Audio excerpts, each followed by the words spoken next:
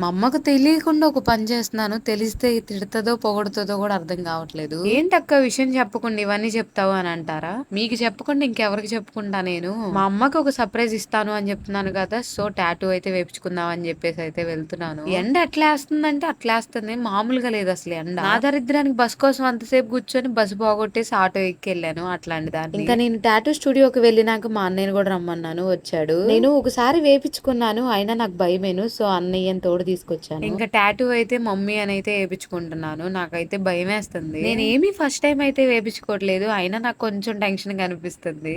ఇంకా ఆ అక్క చాలా స్లోగా అంటే చాలా స్లోగా వేస్తుంది. నా ఫేస్ లో ఆ ఎక్స్ప్రెషన్ చూసి భయపడకండి, లైట్ గా పెయిన్ అనిపించింది, అందుకే ఆ ఎక్స్ప్రెషన్స్ వచ్చినాయి.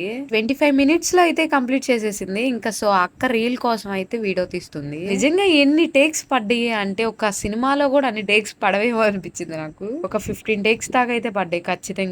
ఇంకా ఫైనల్ అవుట్పుట్ అయితే ఇది. టాటూ ఎలా ఉందో కామెంట్ చేయండి. మా అమ్మ కోసం ఇచ్చే చిన్న సర్ప్రైజ్ ఇది. మీరు మీ మదర్స్ కి ఏమి ఇస్తున్నారో ఖచ్చితంగా కామెంట్ చేయండి. ఓకే మరి ఉంటా, బాయ్.